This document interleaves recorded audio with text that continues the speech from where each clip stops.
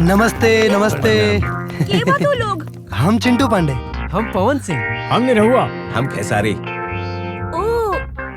Bhojpuri superstar. अरे madam, वो लोग के अभी इतना दिन खराब ना भइला कि यहाँ के सामान बेचे लोग। हमनी के सेल्समैन है जा। वो का है ना मैडम कि हमनी के कंपनी ना एगो धमाकेदार और अद्भुत प्रोडक्ट बनौले बा, जेकरा के इस्तेमाल कैला के बाद ना गेंदा के फूल जैसन रानी चटर्जी मोगरा के फूल जैसन लागे लागी। कैसे? ऐसे। हाँ, आम्रपाली दुबे इतना हॉट एंड सेक्सी कैसे लागेली? हॉट कपड़ा में बड़ी सर। हाँ, हमनी के यह प्रोडक्ट यूज कैला से। ओ साचो? मैडम, साउथ के काजल अग्रवाल से लेके भोजपुरी के काजल राघवानी तक कुल हमनी के यह प्रोडक्ट यूज करेली।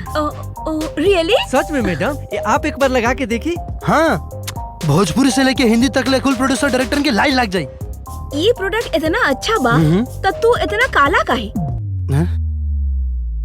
गैल भैंसिया पानी में कलर नहीं एकरा के नहीं खिलावे के। एक मिनट मैडम।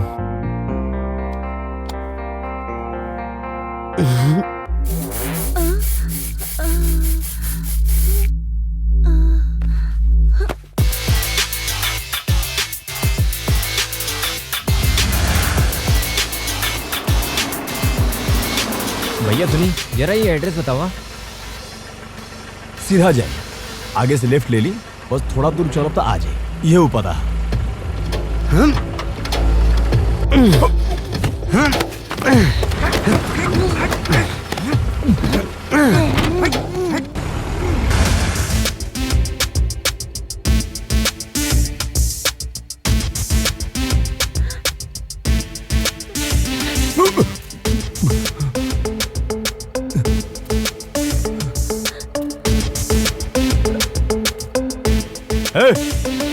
क्या वस्तु? किडनैपर्स। किडनैपर?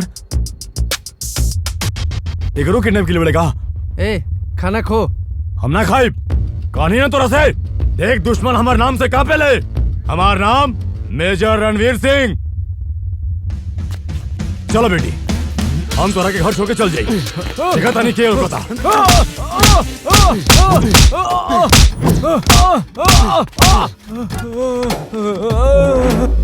समझ में आइल? हम समझ गए नहीं, समझ गए नहीं। खाला खाला खाला बेटा।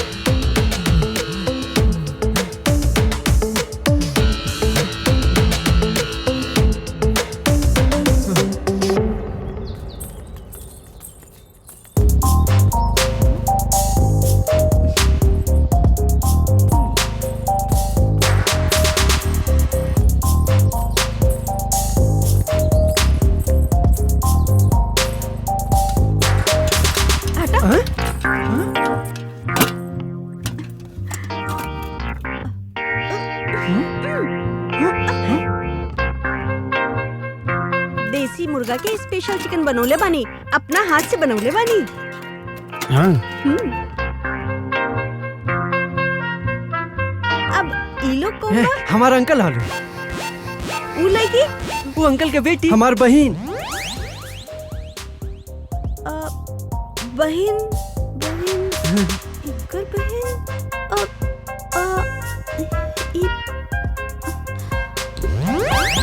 सुन, ढेर कंफ्यूज भइला के जरूरत नहीं है।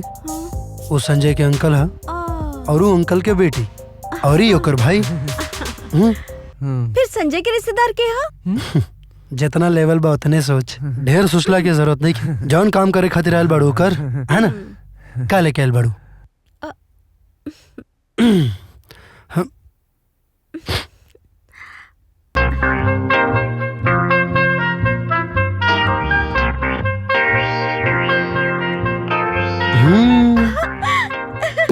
बहुत बढ़िया खाना बनौलू। मन तो करता कि तोहर अंगूरी चाट जाई।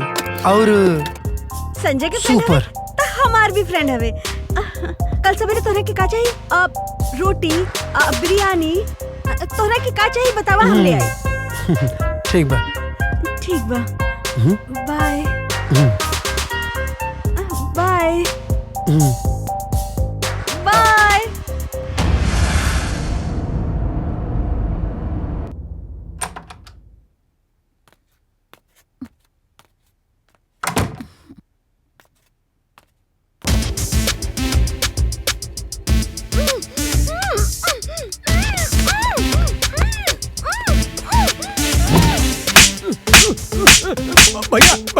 भैया बीच में हमरे के काहे मारत बनी? रॉकी से चीटिंग करबे, रॉकी से चीटिंग करबे ते तो के काम हमरे का पता? एक आदमी के पैसा देके दूधों के किडनैप कराओले। 2 आदमी और का पेट में जोन बच्चा बा ओके कौन गिननी हैं? हमसे चीटिंग करबे ते, हमसे चीटिंग करियो। अरे मार तोड़ लो के हम ए मार भैया का भाई शी इज अनकॉन्शियस। मतलब अभी भी इंगरा का होश ना आयल। इंगरा के हॉस्पिटल ले जाए पड़ी। डॉक्टर के पास ले जाल जाई तो प्रॉब्लम हो जाई भैया। ना तो डॉक्टर के हिजे बुलावो। फिर भी पकड़ल जाल जाई भैया। रुका। अच्छा सुना, के हमार रूम में डॉक्टर बानी।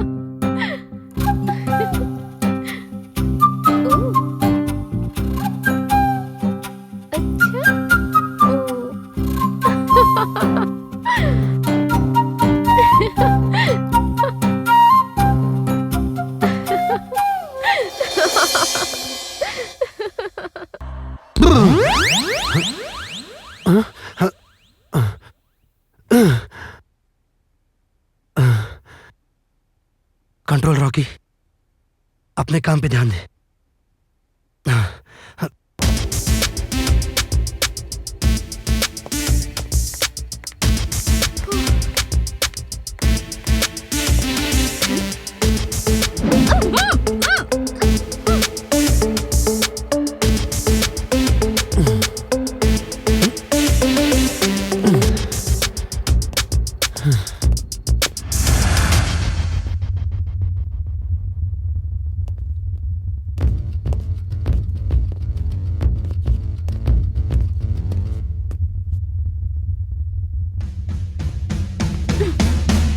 तू लोग के जरा सा भी अकल बाकी ना। एगो प्रेग्नेंट लेडी के क्यों ऐसे क्लोरोफॉर्म सुंघावे लगा? Useless fellows. वैसे कवन बेवकूफ तू लोग के आइडिया दिलस? अगर इनके कुछ हो गई तो कर जिम्मेदारी क्या ली? तू लोग ले बका बतावा। फोन दा हमार, फोन दा, फोन दा।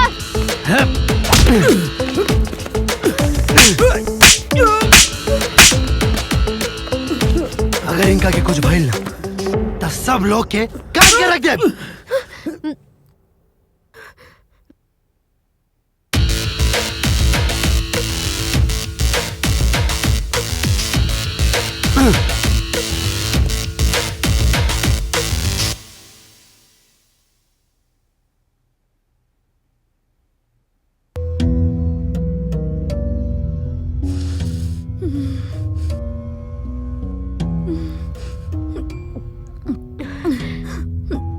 Don't worry. हे यू, हमके घूर घूर के का देखा तरह तू? Bring a paper and a pen quickly. शे, हम भी पागल बानी। ये लोग के बीच में इंग्लिश झाड़ता नहीं। कागज कलम दा दा। आप उठी आहिस्ता आहिस्ता आहिस्ता उठी।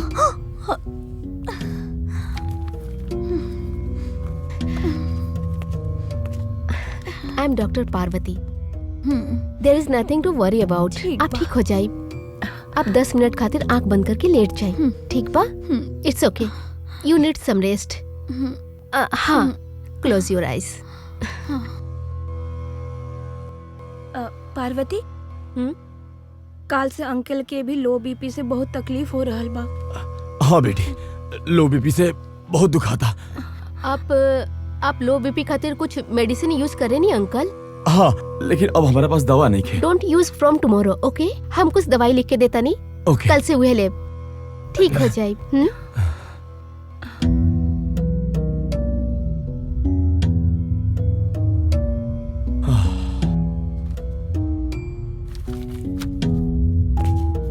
ला, जल्दी से जल्दी मेडिसिन लेके आवा।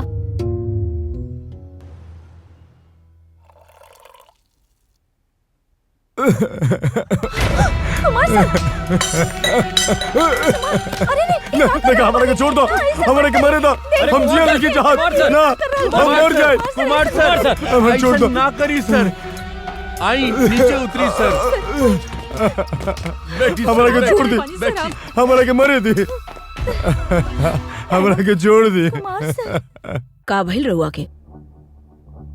और क्या करी मैडम, हमार पत्नी के गायब भइल 2 दिन हो गए। वो प्रेग्नेंट भी है। ता पुलिस स्टेशन जाके कंप्लेंट करेंगे चाहिए। आइसन खुदकुशी नहीं। सर, नॉर्थ जोन में गए नहीं तो वहाँ से कहले कि वेस्ट जोन में जा।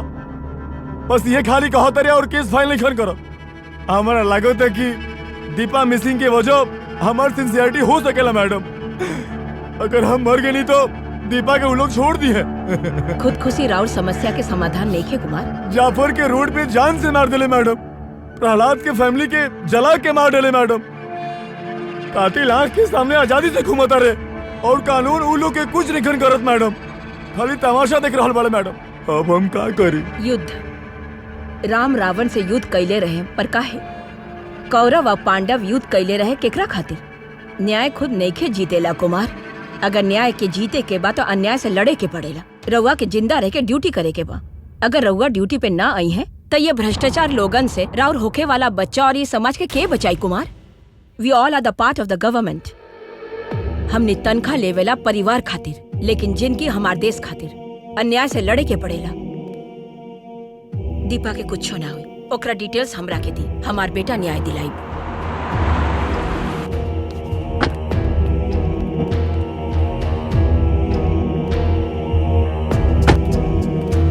नमस्ते मैडम।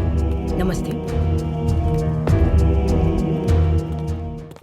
माई प्रणाम। खुश रहा बेटा। कैसन बड़ा तू? सब ठीक बा माई। ज्योति कैसन बड़ू? वो ठीक बा। कैसन बड़ू ज्योति? ठीक बानी हम। खुश रहा बेटी। प्रणाम दादी। अच्छा, घर पसंद आयल की ना? घर तो अच्छा ही बा आंटी, हेलो। लेकिन सामान के रखल बहुत ही मुश्किल हो रहल बा। आज तक 10 ट्रांसफर हो चुकल बा। डोंट वरी, एकरा सिंसियरिटी खातिर तो के पूरा इंडिया देखे के पड़ी। ट्रांसफर पर ट्रांसफर हो रहल बा। अब हम का करी? आई माई बैठी। हाँ, आओ बाबू। दादी के गोद में बैठा।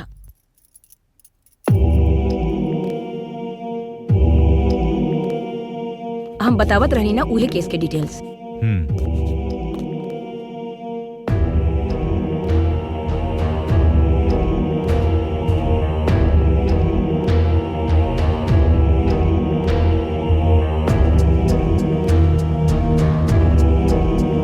हम देख ले माई। ठीक बा बेटा, हम चलतानी। ठीक बा। अच्छा बहू। ओके आंटी, बाय।